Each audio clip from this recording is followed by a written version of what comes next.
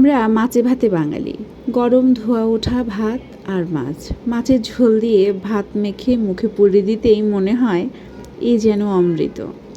বাঙালিরা শুধু যে মাছ ও ভাত পছন্দ করে তা নয়, এই মাছ ও ভাতের সাথে বাঙালিদের জড়িয়ে আছে অনেক আবেগ। আজকে আমি সেই সাবেকি ধারায় রান্না করেছি ইলিশ মাছ। জিরা তেলে ফোড়ন দিতেই রান্নাঘর জিরা সুগন্ধে মো মো করছে।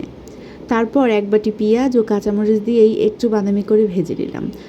জানেন, আগে ইলিশ মাছ রান্না করলে গোটা পাড়ায় ইলিশ মাছের ঘ্রাণ ছড়িয়ে পড়ত, আর এখন চিত্রটাই পুরো বিপরীত। পেঁয়াজ ভাজা হয়ে আসলে দিয়ে দিলাম একে একে লবণ, হলুদ গুঁড়া, মরিচ গুঁড়া ও ধনিয়া গুঁড়া, আর একটু জিরা বাটা দিয়ে অল্প পানি দিয়ে মশলা কষিয়ে নিব। মশলা কষে আসতেই দিয়ে দিব মাছগুলো।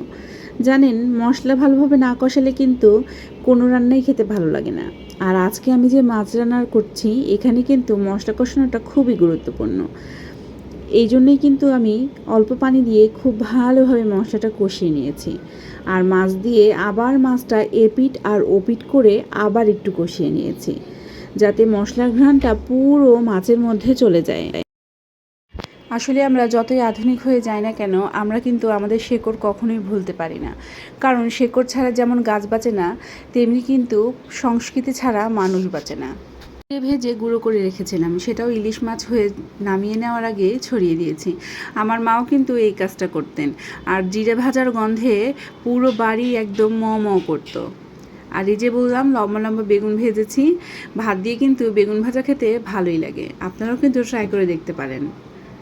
আর পুঁই শাক ও ডাল, ওফ, তার তো কোনো কথাই নেই। আসলে আমরা যতই আধুনিক হয়ে যাই না কেন, আমরা কিন্তু আমাদের পুরনো সংস্কৃতিকে কখনোই ফেলে আসতে পারি না। এক প্লেটে পুরো বাঙালিয়ানা ভাত, মাছ, বেগুন ভাজা, ডাল, আর কি চাই। সত্যি বাঙালি হয়ে জন্মে নিজেকে সার্থক বলে মনে করি। আপনারা কি মনে করেন বন্ধুরা? তবে আজ এই পর্যন্তই।